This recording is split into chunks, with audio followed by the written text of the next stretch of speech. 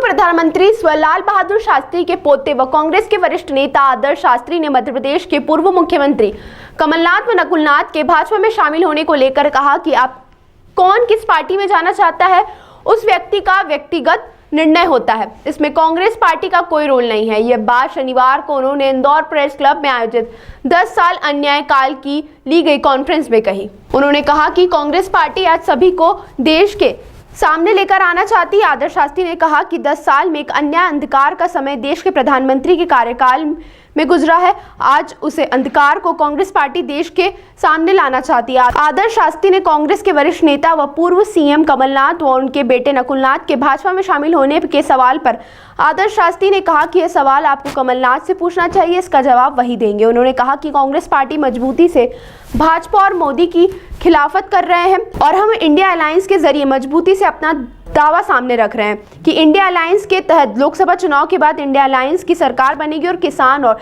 देश को इस अन्याय काल से मुक्ति मिलेगी। वहीं इंडिया अलायंस से जुड़े दलों के अलग अलग चुनाव लड़ने और बिखराव पर उन्होंने कहा कि जैसे जैसे लोकसभा चुनाव नजदीक आ रहे हैं सब जगह इंडिया अलायंस एक साथ मजबूती के साथ एक विकल्प लेकर आएगी। उन्होंने कहा कि कई बातों को देखने का नजरिया होता है। आदर्श शास्त्री ने कहा कि आपको यकीन से कहता हूं कि चाहे कांग्रेस पार्टी हो या इंडिया अलायंस, सब मजबूती से एकजुट होकर काम करेगी। हालांकि उन्होंने यह भी कहा कि उसमें कई चीजें एडजस्टमेंट करनी पड़ती है और उसका काम आला कमान और कांग्रेस पार्टी और अन्य दल कर रहा है और कांग्रेस पार्टी को भी यकीन है कि देश के सामने एकजुट होकर एक विकल्प मोदी के अन्याय काल के खिलाफ देश में लोगों के सामने आएगा। देखिए, ऐसा है कि अब कौन किस पार्टी में जाना चाहता है तो उसको तो कोई व्यक्तिगत निर्णय है, इसमें तो कांग्रेस पार्टी का इसमें कोई रोल नहीं। कांग्रेस पार्टी यहाँ पे आज ये पूरे देश को सामने रखना चाहती है कि किस तरह से 10 साल में एक अन्याय काल, एक अंधकार का समय देश जो है मोदी जी के प्रधानमंत्री काल में गुजरा है। उस अंधेरेपन को, उस अन्याय काल को आज देश के सामने रखना चाह रही है। हम यहाँ पे इस बारे में चर्चा करें।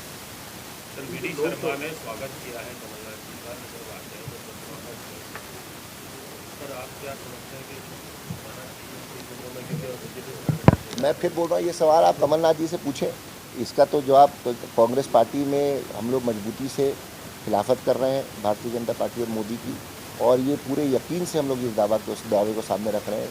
इंडिया अलायंस के तहत लोकसभा चुनाव के बाद इंडिया अलायंस की सरकार बनेगी और किसान को और देश को इस अन्याय काल से मुक्ति मिलेगी। लेकिन इंडिया अलायंस तो हर जगह टूट रहा है, ममता बनर्जी अलग कर रही है, केजरीवाल अलग हो गए। बात देखिए बातचीत चल रही है और ये समय लगता है इस सब काम में। जैसे जैसे लोकसभा चुनाव आएंगे आप देखेंगे सब जगह इंडिया अलायंस एक मजबूती के साथ एक विकल्प लेकर सामने आएगी देश।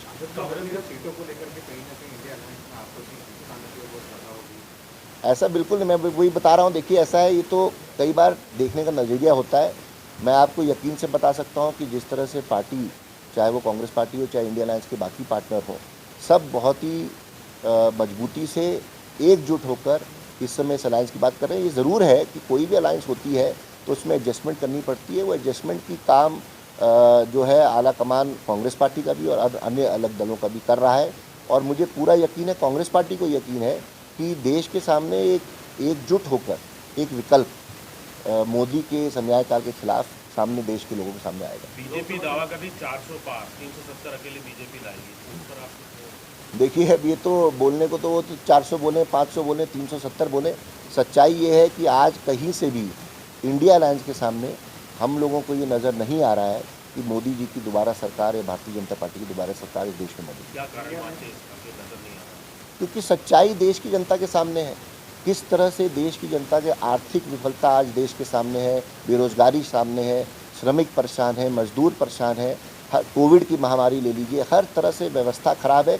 एक एडवर्टाइजिंग, एक मार्केटिंग भारतीय जनता पार्टी की चली आ रही है। और मैं भारतीय जनता पार्टी को ही याद दिलाना चाहूँगा कि यही 2004 का भी समय था जब इंडिया शाइनिंग कैंपेन चल रही थी, मगर उस समय देश के लोगों ने जवाब दिया और यूपीए की सरकार 2004 में बनी। उसी तरह से आप इस बार देखेंगे जो लोग त्रस्त हैं वो बात सामने निकल के आएगी ईवीएम और बैलेट बॉक्स के अंदर।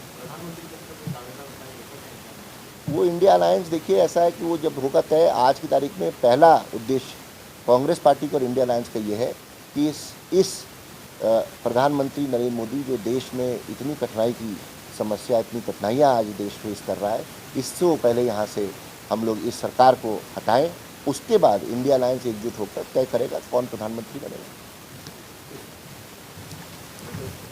अगर बढ़ रहे हैं तो उसका कारण ये है कि आज दिल्ली के, जैसे मैंने को बताया, ये देश के इतने हवाई अड्डे अडानी जी के पास हैं। आज जो एक टिकट एक पैसेंजर खरीदता है, उस टिकट में एक सेस लगता है। वो सेस जो एयरपोर्ट अडानी जी के पास हैं, वो उन एयरपोर्ट्स पे वो सेस लगभग 3 गुना है, अगर हम उसको कंपेयर करें उन एयरपोर्ट्स को जो कि सिविल एविएशन या जो कि आज की तारीख में डायरेक्टली सरकार चला रही है।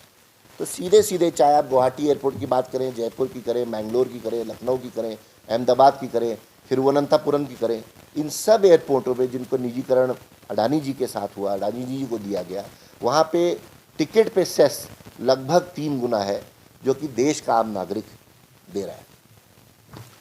धारावी आपने सबने सुना होगा, जो कि बम्बई में है, जो जिसका निजीकरण करके, प्राइवेटाइज करके डेवलपमेंट का काम भी अडानी जी को दिया गया है।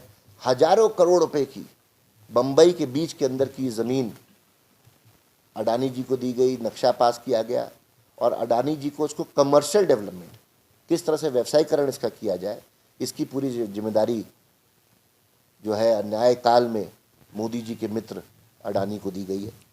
आप तुलना लगा सकते हैं कि किस तरह का पैसा उसमें से निकल के आएगा। भारतीय जनता पार्टी की वॉशिंग मशीन की कहानी तो आप सब जानते हैं।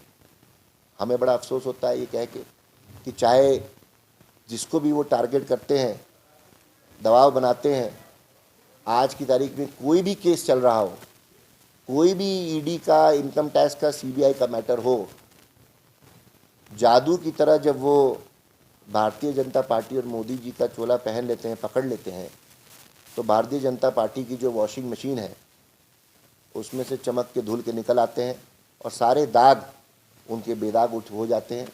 ये इस तरह का काम पिछले 10 सालों में आप सबके सामने और आपके माध्यम से देश के, मध्य प्रदेश के हर नागरिक तक ये बात जानी चाहिए कि अगर ये वॉशिंग मशीन इसी तरह से चलती रहेगी तो जो सही माने में जिनको सज़ा मिलनी चाहिए, सही माने में जिनके ऊपर तहकीकात होनी चाहिए, क्योंकि वो मोदी जी का दामन पकड़ लें तो वो रिहा हो जाए या उनको सफाई का या ईमानदारी का सर्टिफिकेट मोदी